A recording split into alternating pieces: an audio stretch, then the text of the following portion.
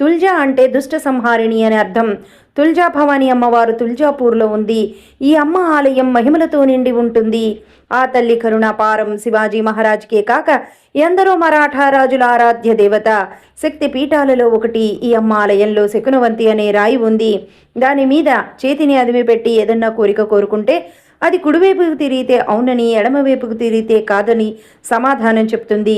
శివాజీ మహారాజ్కి అమ్మ విజయ్ ఖడ్గాన్ని ఇక్కడే ప్రసాదించింది. ఇక్కడ ఘట్సీల్ అనే ప్రధాన ద్వారం నుంచి అమ్మ శ్రీరాముడికి లంకకి ఎలా వెళ్లాలో చెప్పిందట. ఇక్కడ ఉన్న కల్లోల తీర్థంలో 108 తీర్థాలకు చెందిన శుద్ధ జలాలు కలుస్తాయని చెప్తారు. ఇక్కడ ఉన్న శివాణ్ణి భవానీ శంకరుడు అని పిలుస్తారు. ఇక్కడ గోముఖ తీర్థం ఉంది. కాశీగంగ దానిలోంచి ప్రవహిస్తుందని చెప్తారు. ఇక్కడ శివలింగంతో పాటు దత్త యంత్రం, అనేక దేవీ దేవతలు కూడా ఉన్నారు.